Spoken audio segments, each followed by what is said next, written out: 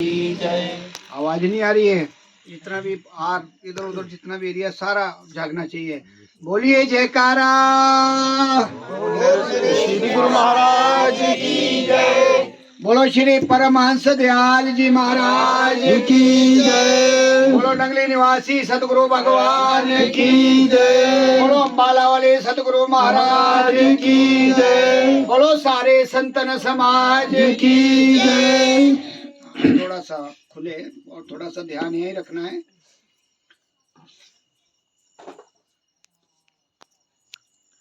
सत्यम बोधमयम न रूपमलम प्रत्यक्षमेव सर्वेश्वरम रत्नैर्मण्डित शीर्ष शुभ्रमुक्तम शतांबरे शोभितम मुक्तामालविभूषितं च हृदयं सिंहासने संस्थितं भक्तानां वरदं प्रसन्नवदनं श्री सतगुरुं नौम्यहम् श्री सतगुरुं नौम्यहम् बंदौ चरण सरोज गुरु मुद मंगलागार जेहि सेवत नर होते हैं भव सागर से पार भव सागर से पार। गुरु जी के सिमरण मात्र से नाशत विघ्न अनंत ताते सर्वारंभ में ध्यावत सब संत ध्यावत सब संत। जेहि खोजत ब्रह्मा थके जेहि खोजत ब्रह्मा थके सुर नर मुनि और देवा कहत कबीर सुन साधवा कर सतगुरु की सेवा कर सतगुरु की सेवा। राम कृष्ण से को बड़ा तीनों तो गुरु की न तीन लोक के वे धनी सतगुरु आगे अधीन सतगुरु आगे अधीन। सब धरती कागज करूं लेखनी सपन राय सात समुद्र मसी करूं गुरु गुण लिखा न जाए गुरु गुण लिखा न जाए। ब्रह्मानंदम परम सुक्तम केवलम ज्ञान मूर्ति द्वंद्वातीतम गगन सदृशम तत्त्वमस्यादि लक्ष्यम एकम नित्यम विमलमचलम शब्द साक्षी भूतम भावातीतम त्रिगुणरहितम सद्गुरुं तां नमामि सद्गुरुं तां नमामि। गुरुर्ब्रह्मा गुरुर्विष्णु गुरुर्देवो महेश्वरा गुरुर् साक्षात् परब्रह्म तस्मै श्री गुरुवे नमः तस्मै श्री गुरुवे नमः। तुमेव माता च पिता तुमेव बंधु च सखा तुमेव विद्या द्रविणं तुमेव सर्वं मम देव देव तुमेव सर्वं मम देव देव। बोलिए जयकारा बोल मेरे श्री गुरु महाराज की जय। जगत बंदनिया प्रातः समनिया सर्वहितकारी अद्वैत मत के संस्थापक दादा गुरु श्री परमहंस दयाल जी महाराज के चरणों में मेरा साष्टांग दंडवत कोटि कोटि प्रणाम। सभी के हृदय सम्राट प्राणधन नंगली निवासी सतगुरु भगवान जी के चरणों में मेरा साष्टांग दंडवत कोटि कोटि प्रणाम। अम्बाला वाले सतगुरु महाराज जी के चरणों में मेरा साष्टांग दंडवत कोटि कोटि प्रणाम। जितना संत समाज है सभी के चरणों में साष्टांग दंडवत कोटि कोटि प्रणाम। हमारे बीच में भाई नंदलाल जी जो आप सभी के मतलब एक प्रेरक जिसको कहते हैं कि रास्ता बताने वाले और पूरे तन मन धन से समर्पित जो गुरु महाराज की इन पे कृपा हुई है उनको मेरा प्रणाम। इस घर के सभी सदस्य अभिनामता जय जी जो पहली बार आज गुरु महाराज की इस घर में कृपा हुई है इस धरती पे कृपा हुई है इनका कोई पिछले जन्म का संबंध जुड़ा हुआ है गुरु महाराज से तभी जाके कहीं ऐसा संगम बनता है। देखो कितना समय निकल गया और हम किस पड़ाव में पहुंच गए हैं, आगे बहू बेटे, आगे बेटे, पर फिर भी देखो समय आता है, कहते हैं धीरे धीरे रेमना धीरे सब कुछ होए, मालिक सींचे 100 घड़ा ऋतु आए फल होए। वही बात है कि जब हमारे पिछले जन्म के शुद्ध कर्म, जैसे गुरबाणी में कहा है कि पिछले जन्म शुद्ध कर्म अंकुर जब प्रकट्यो तब जाके कहीं ऐसा संगम बनता है, ऐसे हम इकट्ठे होते हैं। और गुरु महाराज की प्रेरणा से जो मैसेज वहां से आता है कि हमारा जो ये जीवन है ये क्या है, हम है कौन, कहाँ से आए हैं, कहाँ हमने जाना है और हम कर क्या रहे हैं इस संसार में आकर, इसका संदेश हमें मिलता है। क्योंकि यहाँ मेरे ख्याल कुछ अभी गुरुमुख भी बैठे होंगे और मनमुख भी बैठे होंगे। खास करके जो मनमुख हैं उन्हें थोड़ा सा अभी आगे प्रसंग में थोड़ा सा हमारा काम है बतलाना, सही रास्ता बताना। जहां जहां से जितनी भी संगत आई है, मेरा सभी को सादर प्रणाम और प्यार भरा जय सच्चिदानंद जी। आप सभी का ये जो मैं देखता हूँ कि प्रण एक आप में आस्था जो गुरु महाराज जी के प्रति बन रही है, उससे हमें भी प्रेरणा मिलती है कि हम भी अपना समय निकाल कर आपके बीच में बैठे। क्योंकि कलयुग में सबसे बड़ी कमी है कि समय की कमी सबके पास है। सब कहते हैं कि मेरे पास समय नहीं है, समय नहीं है। लेकिन और बात हम अपनी भी बताते हैं कि मैं 24 घंटे में से 22 घंटे, मतलब कई बार तो 22 घंटे बिजी रहता था। लेकिन 2017-16 से जब मुझे अपनी चरण शरण में गुरु महाराज ने लिया, उसके बाद समय अपने आप ही निकला। आज भी मेरा जो शेड्यूल चल रहा है बहुत व्यस्त है, लेकिन इनकी प्रेरणा से इतना मतलब अपने आप ही स्ट्रेंथ बनी। पता नहीं कहाँ कहाँ हम गए, यहाँ तक कि आउट ऑफ स्टेट भी हमारे को जाने का मौका मिला और बड़े बड़े सम्मेलनों में जाने का मौका मिला। और आज आपके बीच में जो पहली बार सत्संग हो रहा है, ऐसे बहुत से घर हैं जहाँ हमने पहली बार सत्संग किया। बहुत जगह गया मैं जहाँ हमने पहली बार से ही उन्हें, हमें खुशी होती है कि देखो ये जो संसार की हमारी कमाई है सारी यहाँ रह जाएगी। हम कितने बंगले बना ले, सोने के महल क्यों ना बना ले, हम कितना भी संसार की, देखो हम काम करते हैं, चाहे खेत में करते हैं, चाहे नौकरी करते हैं, चाहे बिजनेस करते हैं, लेकिन लास्ट समय में हमारे साथ क्या होगा, ये जो आप अभी कर रहे हैं। कहते हैं कि सत्संग में जाइए तज माया अभिमान, जितने जितने पग धरती धरे कोटि नियत समान। आपने महाभारत में पढ़ा होगा कि जब इतना खून खराबा हो गया, उसमें कितना भारी ब्लड स्टड, आज भी वहाँ एग्जाम्पल मिलता है कुरुक्षेत्र में कि उसका जो निवारण करने के लिए जो पाप चढ़ा था उनमें पांडवों के ऊपर, जो क्योंकि जो कर्म हम करते हैं चाहे जाने में चाहे अनजाने में, उसका हिसाब किताब हमें देना पड़ेगा, तब जाके हमारा छुटकारा होगा। जब उसको हम शून्य पे लाएंगे, उससे पहले नहीं छूट सकते हम। अगर हमने अपने घर जाना है, निज धाम जाना है, वैसे तो बहुत पड़ाव हैं। जैसे GOD बोलते गॉड, भगवान। अब जो मनमुख है ज्यादा थोड़ा ध्यान दे, मैं पहली क्लास में आया हूँ, पहली क्लास से थोड़ा बताना चाह रहा हूँ कि हम कहाँ खोए हुए हैं, गॉड और 3 चीजों में। किसमें? एक किताबों में, एक जल में और एक मूर्ति पूजा में। हम उसी तक सीमित हैं और उसी में हमारा जीवन खत्म हो रहा है, क्योंकि हमारे को कोई अच्छा टीचर नहीं मिला, अच्छा गाइडर नहीं मिला, हमें अच्छा रास्ता बताने वाला नहीं मिला। जो हमारे कुल पुरोहित भी होते हैं उनका दायरा भी सीमित होता है, वो भी मंत्र देते हैं संसार के ही, क्योंकि हम उन पे विश्वास करते हैं ज्यादा।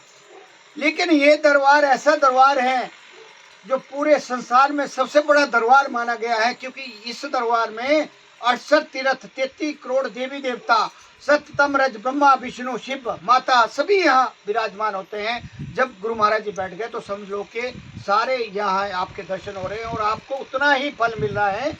इसलिए महापुरुषों ने कहा है कि सत्संग में जाइए तज माया अभिमान, जितने जितने पग धरे कोटि नियत समान। मैं उधर आ रहा था कि एक यज्ञ करने के लिए पांडवों को क्या नहीं करना पड़ा।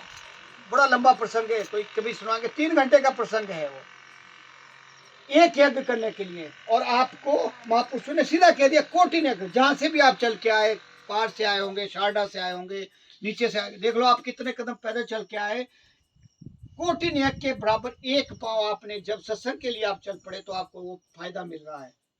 उसका क्या प्रभाव होगा कि जो हमारे संचित कर्मों का ढेर है, जब से हम इस संसार में हाथ खड़े करके उस सत्पुरुष के लोक से आए हैं, काल के चक्रव्यूह में फंस गए। काल ने बड़ा, उन्होंने तपस्या की 72 युग, और उस पहले तो उन्होंने प्रकाश से हमारे को अचंभित किया, जहाँ हम थे अपने उस, जहाँ से हम आए हुए, जिसको अपना घर कहते हैं। ये कोई नहीं है अपना घर, ये शरीर भी किराए का है, मकान किराए के हैं, ये जितने रिलेशन है सब किराए के हैं। थोड़ा समय आपके साथ, अभी कल परसों की एक घटना है, वो मेरे ख्याल 31 साल की थी लेडी, तो हमारे रिलेशन में ही है, तो उस पर थोड़ा सा चलता है, संसार का चलता है। बोलो जी 31 साल में एक बच्चा था, एक बच्चा है, एक पेट में था। कहीं क्या होता है 1 मिनट में आजकल पता चलता है जिंदगी, क्योंकि काल ने जो हमारा ये बनाया 1 लाख को डेली, ध्यान रहे कि काल ने जो अपना संविधान बनाया 1 लाख जीवों को डेली सूंघता है और 1,15,000 को छोड़ता है संसार में। ये वहाँ से उसने वरदान लिया हुआ है। 1 लाख जीव डेली उसने सूंघने सूंघने, उसका आहार है, जैसे हम रोटी खाते हैं उसका आहार है 1 लाख डेली ले जाने उसने, तो पता नहीं किसका नंबर कब लग जाता है। इस बात को ध्यान रखना है कि जो आपका घड़ी का ये जो अभी का पल है, आज में जीना है, कल का और पिछला छोड़ देना है। आज आपने क्या खटा पूरे 24 घंटे में, आपने 24,700 दिन और रात मिले, उसमें आपने क्या पाया, क्या आपने उसका प्रयोग किया, इस सत्संग के जरिए ही आपको मिलेगा, बाकी जगह नहीं मिलेगा। तो मैं उधर आ रहा था कि एक यज्ञ के लिए उनको बहुत भारी कार्य करना पड़ा, फिर जाके एक यज्ञ पूरा होता है। लेकिन सत्संग में जो चल पड़ता है उसके लिए उसका प्रभाव पड़ता है, बड़ा भारी उसका फल मिलता है। और दूसरी बात कि जो मनमुख हैं, जो आज तक का जीवन आपका चल रहा है, वो बिना किसी उसमें आप अगर वो भी उस पर भी आता हूँ, तो मैंने अभी 3 चीजें बताई, आप करते होंगे। उसमें कहा है कि संत तीर्थ गए एक फल, संत मिले फल 4, सतगुरु मिले अनेकों फल, कहे कबीर विचार। अब आपने इस पे ध्यान देना, जो पाठ करते हैं, जो गुरबानी कोई भी पाठ करते हैं मन से, जाप मरे जपा मरे अनद भी मर जाए, सूरत समानी शब्द में ताको काल न खाए। हमारा जो दायरा है, हमने इन सारी चीजों से निकलना है।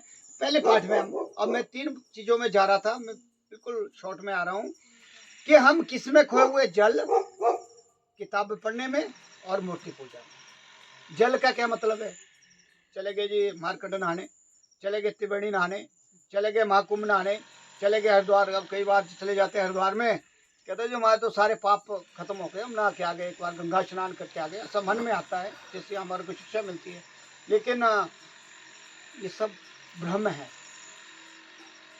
सारा भ्रम है। जो ऐसा होने लगे तब तो सारी दुनिया ना वहां पहुंच जाए सतलोक में। इसको कहा गया, इस चीज को समझने की बात है।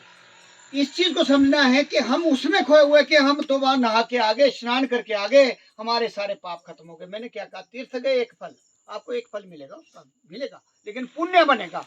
पुण्य का मतलब क्या है, पुण्य का मतलब है सतलोक जाने की बात नहीं है। पुण्य का मतलब है कि आपके वो पुण्य इकट्ठे होते रहेंगे, एक ग्राफ बन जाएगा आपका। और जब हम यहाँ से जाएंगे, शरीर छोड़ेंगे, तो रास्ते में जब यमदूतों का पहरा चलेगा, हमारे को यात्रा में जब जाना है, तो वहाँ हमारे को प्यास भी लगेगी, क्योंकि शरीर सूक्ष्म होगा तो वही प्यास भी लगेगी, भूख भी लगेगी, पाँव में छाले भी पड़ेंगे। वहाँ हम डिमांड करेंगे उससे कि महाराज 1 गिलास हमारे को पानी का दे दो, तो बोलेगे इतने पुण्य लाइए जी। समझना इस बात को। वो पुण्य जो है हमारे, जब हम धर्मराज की कचहरी में लगाएंगे, वो लगाएंगे जो मनमुख होंगे। गुरुमुख का कोई नहीं है। गुरुमुख का तो सीधा हमने इसका जो है, हमने जिज्ञासा इस जो पैदा हुई है, हमने महापुरुषों से और अपने जो हम इसका सर्च करते हैं, उसमें लिखा है जो एक बार गुरु महाराज की चरण में नाम जिसने ले लिया और साथ में सात्विक जीवन उसका चलता है। कंडीशन ये रखना ध्यान में, मैंने ऐसा भी देखा है, नाम तो ले लेते हैं लेकिन उनकी कंडीशनें बदलती नहीं, खान पान उनका नहीं बदलता। उसमें दो कंडीशनें हैं, सात्विक जीवन और नाम। जिसने ले लिया थोड़ा बहुत भी काम करेगा उसका अगला जन्म मनुष्य का होगा, ये गारंटी, ये आपको गारंटी है। क्योंकि ये इतने बड़े महापुरुष का दरबार है जो साक्षात रूप में संसार में उस लोक से आए हुए हैं, और इन्होंने अपने मुंह के शब्दों से, अपने शब्दों से कहा है, अपनी वाणी से इन्होंने कहा है कि जन्म जन्मांतर तक, ये शब्द है उसमें। जब आप दर्शन को पढ़ोगे उसमें ये शब्द है उनके अपने के हुए कि जन्म जन्मांतर तक, जब तक सूर्य चांद और पृथ्वी की जो ये रहेगी तब तक मैं उस जगह में, जहाँ भाई एक भक्त ने, ये भी एक लंबी आपको पूरा इसके बारे में बताएंगे, जैसे भागीरथ ने तपस्या की थी गंगा माता को लाने के लिए, वैसे ही एक आप जैसे भक्त ने वहाँ तपस्या की उस गांव में, जहाँ सांपों की बस्ती होती थी, मतलब इतना सांपों की बस्ती होती थी, वहाँ पाँव भी नहीं रख सकते थे। उस जगह में सपने में गुरु महाराज जी आए और उस सपने में ही उन्होंने उनको प्रकट कर दिया, और उनके लिए आना पड़ा नंगली निवासी उस स्थान पे। ने तो श्री आनंदपुर धाम में थे वहाँ, अगर अभी आपको उसका शायद आइडिया नहीं है, उसके बारे में बताएंगे। जो सबसे बड़ा दरबार है वो तो श्री आनंदपुर धाम में हमारा, जहाँ छठी बादशाही बैठे हैं हमारे, 94 साल एज है उनकी, और उनका आशीर्वाद के लिए लोग तरसते हैं, मतलब बिल्कुल साइलेंट है। और जब उनके आप दर्शन भी करेंगे, वैसे भी करते हैं, तो आपका मतलब रोम रोम जब ये गाया ना खुद ही खिल जाता है उनको देख के, इतना उनका प्रभाव है पूरे संसार में। वो पूरे दुनिया में जाते हैं। अभी इधर गए हुए थे, अपने कनाडा गए हुए थे पिछले अभी महीने, मैंने उनका देखा थोड़ा सा। तो ये बड़ा लंबी बातें हैं। तो हमें क्या है कि पहला अगर हम इसी में रहे, मान लो हम तीर्थ में चले गए और हम नहा के आगे, त्रिवेणी नहा के आगे, वो कई है, जैसे त्रिवेणी है वहाँ अपने ऋषिकेश में है, इधर आपका हरिद्वार में है, हमारे हिमाचल में बहुत है, क्या नाम, ऐसे स्थान जहाँ की वो मानी गई है और बहुत अच्छी हिस्ट्रियाँ हैं प्रैक्टिकल रूप में। तो वहाँ आपको एक फल मिलेगा। फिर आ जाओ आप, हम दूसरी बात कहाँ जाते हैं, मंदिरों में जाते हैं, मस्जिदों में जाते हैं, गुरुद्वारों में जाते हैं, अब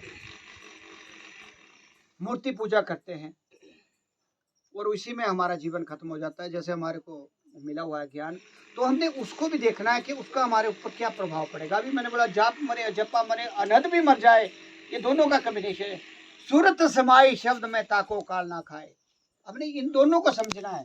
अगर हम मूर्ति पूजा में ही रहेंगे, जाप में रहेंगे, तो ये तो पहली क्लास होगी, पहली क्लास में ही रहेंगे, वहाँ भी पुण्य बनेंगे आपके। नाम नहीं मिलेगा तो पुण्य बनेंगे, नाम मिल जाएगा उसका इम्पैक्ट अभी आपको बताएंगे आगे। तो उसमें हम सारा मतलब इस टाइम 90% लोग मूर्ति पूजा में खोएंगे और उसका फल मिल रहा है, ऐसा नहीं मिलेगा, ऐसा भी नहीं समझना आपने कि मिलेगा, लेकिन उसका सीमित दायरा है, एक दायरे के अंदर है। हमें जैसे हम कहते हैं गुरु ब्रह्मा गुरु विष्णु गुरु देवो महेश्वरा गुरु साक्षात परम ब्रह्म तस्मै श्री गुरुवे नमः। अब गुरु ब्रह्मा गुरु विष्णु गुरु देवो महेश्वरा, आपने ये मंत्र आता है, हर जगह पढ़ा जाता है। इसका एक दायरा है। जैसे आपका कमरा है, कमरे के अंदर जो है ये तीनों शक्तियां हैं, इनको गुरु मानते हैं। लेकिन अगर हम कमरे में ही रहे तो हम तो फंसे रहेंगे, हम तो बाहर निकलना है ना। गुरु साक्षात बोला ना, उसके बाद बोला गुरु साक्षात परम ब्रह्म तस्मै श्री गुरुवे नमः। वहाँ नमस्कार किसको किया है? जो साक्षात है। साक्षात कौन है? गुरु महाराज जी। उसको दायरे से, उस दायरे से निकलना है। गुरु ब्रह्मा गुरु विष्णु गुरु देवो महेश्वरा, हम उसी में खोए हुए। मूर्ति पूजा की जो बात आ रही है, हम उस दायरे में, उससे बाहर निकलने का दायरा केवल 10वें दरवाजे की जो चाबी मिलती है वो है ना। फिर आ जाता है तीसरा, हम किताबें पढ़ के जी हमने तो श्रीमद् भागवत गीता का पाठ करा लिया 7 दिन का, हमने 11 दिन का भोले शंकर का जो है हमने वो शिव महापुराण कराया जी, फिर हमने जगराते कराए जी। इसी में हम क्या है, संतुष्ट रहते हैं। जगराते की तरफ ज़्यादा ध्यान है आजकल, क्योंकि माता का प्रभाव है, माता माता ही है। लेकिन मैंने इसके बारे में प्रसंग दिया था, माता का भी दायरा है, माँ सबसे बड़ी है, इसमें कोई शक नहीं है। लेकिन उनके पास मुक्ति की शक्ति नहीं है, उनके पास मुक्ति की शक्ति नहीं है। संसार का आपको जो मर्जी चाहे, आपको कल मंत्र बता देते हैं, आपको किसी भी चीज में क्या करना है उसको आप सिद्ध करो, मिल जाएगा, सब कुछ मिल जाएगा। 24 मंत्र हैं दुर्गा सप्तशती में, और दुर्गा सप्तशती के पाठ से हमारे को बहुत शिक्षा मिलती है। उसमें 24 मंत्र ऐसे, जो भी आपको संसार की वस्तु चाहिए मिल जाएगी। आपको एक मंत्र बता देंगे, आपको उसको सिद्ध करो, जो आपको प्रैक्टिकल बताएंगे वो करो, आपको मिल जाएगा, सब कुछ मिल जाएगा। ऐसा नहीं है, उनके पास बहुत पावर है, लेकिन हमारा दायरा वहां तक नहीं है। ये जो हम सत्संग चला रहे हैं या गुरु महाराज की चरण शरण में चले हैं, हमने वहां पहुंचना है जो हमारा निष्ठा में। मान लो हम किताबें पढ़ के, जैसे कबीर जी के टाइम की बात है, थोड़ा सा उदाहरण दे रहा हूं मैं, कि एक बहुत पंडित थे, बहुत माने हुए, उनका नाम मुझे याद नहीं आ रहा है, तो वो 70 ऊंट की किताबों को लेकर आ गए कि जी मैंने आपसे वो करना है, वो होता है ना हमारा आपस में शास्त्र, और अगर मुझे हरा दोगे, क्योंकि वो सारी मतलब काफी जगह गए, वहाँ हरा के आए, क्योंकि वार्तालाप में इनसे जितना जो किताबें पढ़ने वाले होते वहाँ तक किसी में तो उन्होंने बोला कि मैं तो अनपढ़ हूँ भाई, मैंने आपसे क्या ये इसके बारे में करना है वार्तालाप। तो हुआ क्या कि वो माना ही नहीं कहते आप लिख के दे दो, कहते आप लिख के दे दो कहते मुझे कि मैं हार गया हूँ। ये भी बड़ा लंबा प्रसंग, मैं छोटा सा बता रहा हूँ उदाहरण। कबीर जी ने बोला कहते महाराज मैं हूँ अनपढ़, आप जाइए कहीं और जाइए, हाँ मैं लिख के दे देता हूँ। कहते नहीं माना, कहते नहीं आपको मेरे साथ तो करना पड़ेगा। तो माने ही नहीं, बोलो चलो कोई बात नहीं कल आ जाओ। महापुरुष तो महापुरुष होते हैं। तो अगले दिन जब पहुंचे तो उन्होंने अपने को 12 फुट ऊपर उठा लिया, खड़े हो गए कबीर जी। अब बोले आ जाओ जी, अब करो मेरे साथ प्रसंग जो भी करना आपने। तो वो परेशान हो गए, ये कला तो सीखी नहीं, क्योंकि हम तो किताबों तक सीमित थे। जो आपको हम सारे जितने भी हम कहाँ हैं, हम उसी में खोए हुए, पूजा पाठ और 4 धाम या जो भी है। अब ये कला तो तब आएगी जब हम अंदर जाएंगे। आप अपने आप को उठा सकते हैं। ये हमारे जो प्रथम बादशाही थे, ये जब 9 साल के थे, तो जब इन्होंने देखा, मतलब प्रैक्टिकल देखा, तो उन्होंने बैठ गए उसमें, अपने को जगाया और 2-3 महीने के अंदर लग गए। एक बार देख लिया उन्होंने, जो इनके थे माता पिता और गुरु जो होते थे, उन्होंने बोला कि ये कहीं जैसे जाता है ना, कहीं टकराएगा और चोट लगेगी, और उनको समझा दिया कि आपने ये काम नहीं करना है, इससे कुछ नहीं, चमत्कार से कुछ नहीं मिलना है। तो फिर जब ऊपर गए, 12 फुट ऊपर थे, तो ये कला तो कहते मैंने जानी नहीं, मैंने इतनी किताबें पढ़ ली, पता नहीं हो गए नहीं। अभी आपको क्या ज्ञान है, जो मनमुख हो गए उनको क्या पता है अंदर का भी, अंदर क्या हो रहा है। हमारा बाहर तो मिथ्या है, संसार सारा बताया गया है। जितने भी आप पढ़ोगे, जितने भी संत महापुरुषों की शरण में जाओगे, क्या समझते तो सपना समझते, संसार क्या है, कुछ भी नहीं, शरीर भी कुछ नहीं है। तो फिर उन्होंने हाथ जोड़े कि महाराज ये कला मेरे से नहीं आती, ये आप ही कर सकते हैं। तो उन्होंने 1 सेकंड में उनको उठा दिया, अपने बराबर कर दिया उस जो पंडित जी थे। और करने के बाद, लेकिन उसकी जो अहंकार था, जो उसको पढ़ने का वो था ना, अपने में अहंकार हो जाता है। हम जब पढ़ लिख जाते हैं या कोई अच्छी पदवी में होते हैं, या फिर हमारे पास अच्छा वो था, मतलब 9 प्रकार के अहंकार है हमारे पास। उसने काल, जो मन ने काल का एजेंट मन है, और मन से ही ये सारे हमारे जो विचार उठते हैं, वो मन ही हमारे को ले जाता है। साथ में काम, क्रोध, लोभ, अहंकार, ये जो 5 ये जो साथ बनाए हुए बड़े खतरनाक है। एक पूरी फौज है हमारी शत्रुओं की, बाहर नहीं है शत्रु, हमारे अंदर शत्रु है, और मन इनको घुमाता है। मन को कंसंट्रेट करने का जो विधि है वो है नाम। इसलिए नाम को जो है बहुत बड़ा पार्समनी कहा गया है। तो फिर उसने जो है अपनी हार मान ली और नीचे उतरे, और उनके जो है वो बन गए, क्या बन गए कि जो मैंने गलती आपसे जो, मतलब उनको ये पता लग गया कि ये तो महापुरुष हैं, और जो हम हैं हम तो किताबों के कीड़े हैं। उसके बाद कहते हैं कि उन्होंने नामदान लिया और अपना जीवन उनकी चरण शरण में लगा के सेवा में लगा दिया, और अच्छा मतलब अपने को उस क्या में ले गए। तो हम कहाँ खोए हुए हैं? 3 चीजों में, जो मैंने बताया कि एक जल, और दूसरा मूर्ति पूजा, और तीसरा किताबों में। इससे बाहर आना है। और जब आपको ये जो नाम रूपी, नाम क्या है? पोथी पढ़ी पढ़ी जगमुआ पंडित भयाना कोय, 2.5 अक्षर प्रेम के पढ़े सो पंडित होए।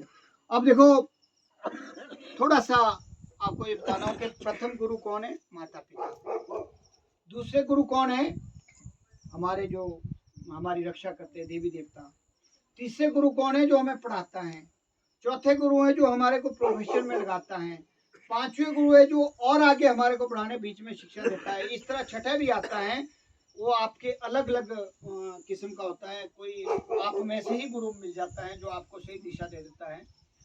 वो सडन होता है, वो एकदम से नहीं होता, सडन। और फिर उसके बाद आते हैं हमारे सतगुरु, 7वें नंबर पे हैं, जो जिनको ये जो आप सभी जो है इसमें ऐसे दरबार में बैठे हैं जो आप इन सबको छोड़ के सबसे आगे निकल गए, क्योंकि आपके पिछले जन्म के शुद्ध कर्म और इस जन्म के शुद्ध कर्मों का अंकुर प्रकट हुआ है, तब आप यहाँ बैठे हैं। तो जो इस टाइम मनमुख हैं, मनमुखों को मैं सीधा बताना चाह रहा हूँ कि वो कहते हैं निगुरा मुझे ना मिले, पापी मिले हजार, एक निगुरे के सिर पे लाखों पापियों का भार। देखो कितनी बड़ी बात कही है। ये किसने कही है? महापुरुषों ने कही है कि निगुरा मतलब जो गुरु से विहीन है, वो निगुरा है। उसने कितने भी पाठ कर लिए, कितने भी उसने जगराते करा लिए, कितने भी उसने भागवत करा लिए, कितने भी उसने महापुराण करा लिए, कितने भी उसने महामृत्यु जाप करा लिए, लेकिन वो निगुरा ही है। वो उस जो संत महापुरुषों की चरण शरण में नहीं गया तो उसका सीमित दायरा है, वो वहीं तक होगा। बाद में उसको उसी प्रोसेस से जाना पड़ेगा। यम के दूत आते हैं और जब लेखा खोला जाता है हमारा, जब हम उस पे होते हैं ना लास्ट टाइम में, तो वहाँ लेखा खुलता है पूरी जिंदगी का। तब वहाँ होता है ओहो, जो पिक्चर सामने आती है, उसकी पूरी पिक्चर आती है, जो भी हमने किया पूरा, जितनी हमारे को सांसें मिली थी। और जब पिक्चर सामने आती है फिर वो रोने लगता है। ओह, देखना आप कभी आंखें सीधी होती है और मुंह से चुबुड़ा आता है नीचे, वो क्या है, और बिल्कुल ऐसे होता है। और फिर वो सारी पिक्चर सामने आती है उसके, ओ भाई मैंने क्या किया। अच्छे दिन पाछे गए, गुरु से किया ना हेत, अब पछताए क्या होत, जब चिड़िया चुग गई खेत। जब चिड़ियों ने साफ कर दिया तो क्या मिलेगा। हमारी जो सांसें हैं, कबीर जी कहते हैं, कहता हूं कई जात हूं, क्या बजाऊं ढोल, सांसें खाली जात हैं, तीन लोग का। अब आपने इन सांसों को समझना है कि जो हम सांस ले रहे हैं, 24,000 सांसें हम दिन रात में ले रहे हैं, और उसमें से 2,500 सांसें हमें गुरु महाराज की चरण शरण में देनी है, 10वां हिस्सा। इसी तरह जो हम कमाई कर रहे हैं, मान लो हम 1 लाख रुपए कमा रहे तो 10,000 हमारा अच्छे काम में लगना चाहिए। 100 कमारे 10 रुपए हमारे अच्छे काम में लगने चाहिए। कि 3 चीजों का कॉम्बिनेशन बनता है। क्या? पहला स्वार्थ, पुरुषार्थ और परमार्थ। अगर तीनों का बैलेंस होगा, मैं से अभी लिख के दे देता हूँ, किसी के घर में कोई प्रॉब्लम नहीं आएगी। अगर आपके प्रॉब्लम आएगी वो थोड़ी सी आएगी और कट के चली जाएगी। जैसे महात्मा लोग क्या होते हैं, कई बार उनको प्रॉब्लम आती है, अस्पताल में जाते हैं और सत्संग करके आते हैं, हाजिल का के सारे टेस्टों की रिपोर्टें 0 आती है। ऐसे ही आपके साथ होता है। अगर आपका तीनों का कॉम्बिनेशन सही रहेगा, यहाँ भी स्वर्ग और आगे भी आपको उस लोक में आपकी जो है रिस्पेक्ट होगी। अगर तीनों का कॉम्बिनेशन सही रहेगा। क्या है स्वार्थ? स्वार्थ क्या है? जो हम काम करते संसार के लिए। पुरुषार्थ क्या है? जो उससे हम, जैसे अभी इन्होंने मान लो भंडारा किया है, ये पुरुषार्थ में आ जाता है। आपने उस 10वें हिस्से में आ जाता है आपका।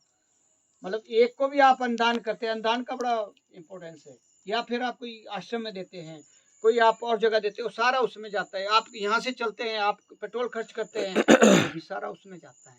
ऐसा नहीं है कि वो नहीं जाएगा, भाई आपने कैश ही देना। किसी की सेवा करते हैं आप भूखे की, वो भी आपका परमार्थ में जाता है। तो ये सारा कम्बिनेशन बनता है। तो तीनों का कम्बिनेशन बनना चाहिए।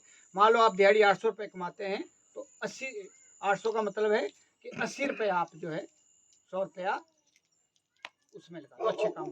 फिर आ जाता है परमार्थ। परमार्थ है जो आप अभी आए, जो अभी कहा कि सत्संग में जाइए तजमाया अभिमान, जितने जितने पग धरे कोटि ने समान। अब ये सारा जो अभी की घड़ियां हैं, जब से आप चले, मान लो 6 बजे से चले, 7 बजे चले, जितनी देर से आप चले हैं, ये जो घड़ियां आपकी हैं, जो भी यहाँ आया है, जिस मन से भी आया, वैसे तो मेरे को सब लग रहे बड़े अच्छे मन से आए हुए, क्योंकि वही आता है जो सारे काम को छोड़ के आता है, उसको लेना देना नहीं पीछे क्या हो रहा है।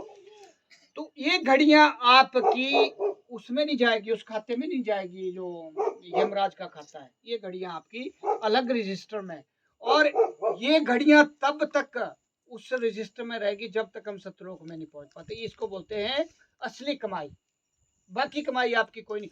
ये कमाई तब तक चलेगी, पता नहीं अभी कितने जन्म लेने हैं, किस किस ने क्या क्या करना है, लेकिन ये कमाई आपकी कभी खत्म नहीं होगी जब तक हम, जैसे हम चलते आ रहे हैं, पता नहीं कितने जन्म हमने कितने युग देख लिए, वैसे ही ये जो कमाई इसका कभी खात्मा नहीं होता, ये उसमें लिखा गया है।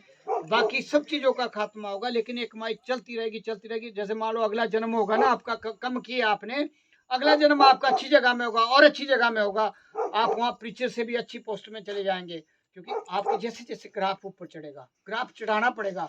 क्योंकि अभी बात चल रही थी कि पिंड से ब्रह्मांड, ब्रह्मांड से ये जो हमारे राधा स्वामी के भी होंगे कुछ 5, उनको बताए जाते हैं 5 स्टेजें आती हैं। 5 स्टेजें वही है, इससे भी वही आनी जो हम हमारे को नाम मिला है। ऐसा कुछ नहीं है उसमें कि 5 चीजें बताई जाती है, कुछ नहीं।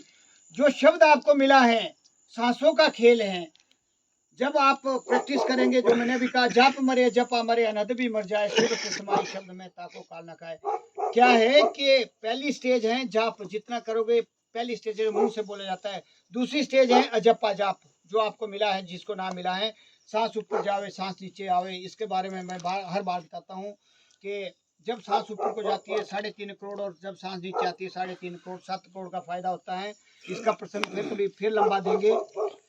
थोड़ा सा इशारा है कि अगर हम मालाएं करेंगे, मान लो हमने नाम नहीं लिया है, तो हमें उतना ही मिलेगा ना जितनी हम माला करेंगे। मान लो हमने 8 माला कर दी, 108 से गुणा करके कितना मिला हमारे को, 108 से गुणा कर लो, 12-1400 हो गया। इससे ज्यादा कुछ नहीं मिलेगा।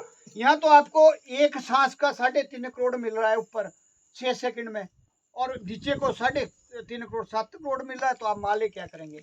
इसलिए पारसमणि कहा गया नाम को। ये नहीं सोचना कि 5 नाम दे दिए, कुछ नहीं है उसमें। क्या हो रहा है कि जो 5 नाम है उसमें भिगल रहे हैं। भिगल कैसे रह रहे कि हम वो सोचते भी यार पहला करें, दूसरा करें, तीसरा करें, चौथा करें। वो तो स्टेज यहाँ आ रही है, जाप मरे जपा मरे अनहद भी मर जाए, ये यहाँ स्टेज आ रही है आपकी। जो शब्द हमारा चलेगा, क्यों जाप पहला, दूसरा आ गया जप्पा जाप, तीसरा आ गया जप्पा जप्पा जाप की आपकी प्रैक्टिस हो जाएगी। 4 बजे उठ के आप देखना, कभी बैठना, जो प्रैक्टिस करते हैं, एक ऐसी धुन चल रही है अंदर हमारे, और जब आपका ध्यान चलेगा जो उसी में खो जाएंगे, उसको तो समाधि कहते हैं। अगर आप उसी में खो जाएं तो देखना 2 घंटे आपको पता नहीं लगे, 2-4 घंटे पे गए कहाँ। आप 8 बजे उठेंगे, ओहो मैं कहाँ था, हमें पता ही नहीं लगेगा। वो अनहद ऐसी धुन आ रही है उस लोक से, जो हमारे यहाँ ऊपर आती है। नीचे नहीं जाना, कानों कोनों में नहीं, सीधी यहाँ देखनी है, यहाँ आएगी वो। आपका ध्यान जब लग जाएगा, जो आवाज सुनेंगे, ध्यान आपका यहाँ रहना चाहिए, ऊपर, पूरे परे नहीं रखना।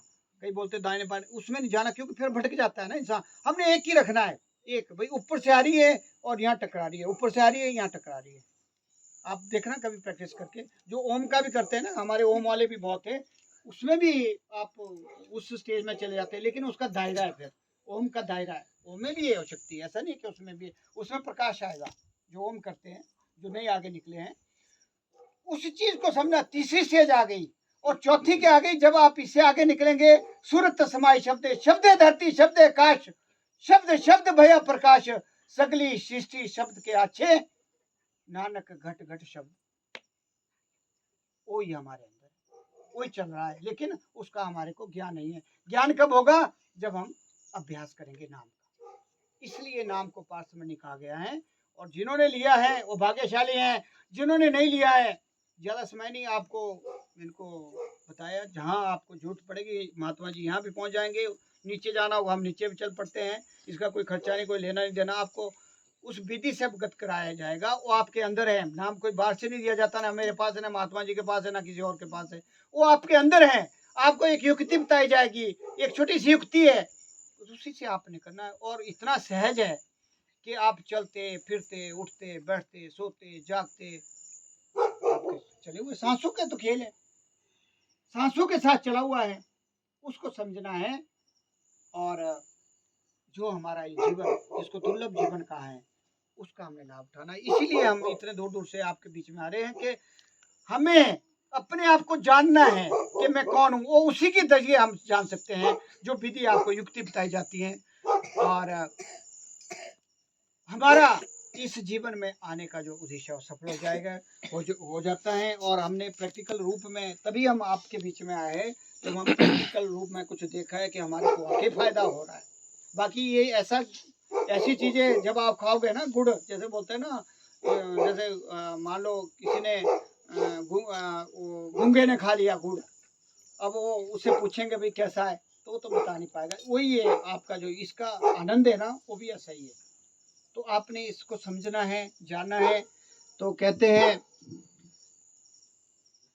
कर्ता करे न कर सके, गुरु करे सो होए, 7 दीप 9 खंड में गुरु से बड़ा न कोई। ऐसा कहा गया है कि जो गुरु हैं वही तारनहार हैं, जो जब हम इनकी चरण शरण में चले जाते हैं, ऐसा हमने प्रैक्टिकल देखा है कि ये जीव को फिर छोड़ते नहीं है। क्योंकि ऐसे ऐसे उदाहरण आए हैं जो जिन्होंने नाम लिया वो 20 साल भूल गए, लेकिन जब गुरु महाराज को याद किया तो 20 साल भी उन्होंने हमारी रक्षा की। ऐसे बहुत से एग्जाम्पल आगे आपको सत्संग के जरिए देंगे। तो समय ज़्यादा हो गया है, मैं ज़्यादा समय ना लेता हुआ आप सभी का धन्यवाद करते हुए कि आपने मुझे बड़े प्यार से, बड़े ध्यान से श्रवण किया। मैं यही चाहूँगा कि जो शब्द हमारे गुरु महाराज जी का संदेशा होता है, हमारे पास कुछ नहीं है, हमारे से कुछ नहीं आता, हम आप जैसे ही है बिल्कुल, लेकिन ये प्रेरणा देते हैं, यही निकालते हैं। जैसा जी बैठा होगा वैसा ही प्रसंग देते हैं। ये आपको मैसेज था इनका गुरु महाराज जी की तरफ से, मैंने आपको सुना दिया और जितना इन्होंने समय दिया उसके हिसाब से। और मैं चाहूँगा कि इसको प्रैक्टिकल में ढालेंगे और नाम का अभ्यास करेंगे, अपने को थोड़ा सात्विक बनाएंगे, ऑनेस्ट बनाएंगे, तो मैं कह रहा हूँ कि यहाँ भी स्वर्ग, आगे भी स्वर्ग। कुछ नहीं होता, परीक्षाएं होती हैं, सबकी होगी, लेकिन आप उसमें खरे उतरेंगे। इन्हीं शब्दों के साथ मैं अपनी वाणी को विराम देते हुए आप सभी का धन्यवाद करते हुए, बोलिए जयकारा बोल मेरे श्री सतगुरु महाराज की जय। बोलो श्री परमहंस दयाल जी महाराज की जय। बोलो नंगली निवासी सतगुरु भगवान की जय। बोलो बालावली सतगुरु महाराज की जय। बोलो सारे संतन समाज की जय। बोलो नंदकंद भगवान की जय। बोलो सारी संगत की जय। बोलो आज के आनंद की जय। बोलो सच्चे दरबार की जय। सर्वे भवन्तु सुखिनः, सर्वे सन्तु निरामया, सर्वे भद्राणि पश्यन्तु, माँ कश्चित् दुख भाग भवेत्। बोलिए जयकारा बोलो मेरे श्री सतगुरु महाराज की। धन्यवाद महात्मा जी।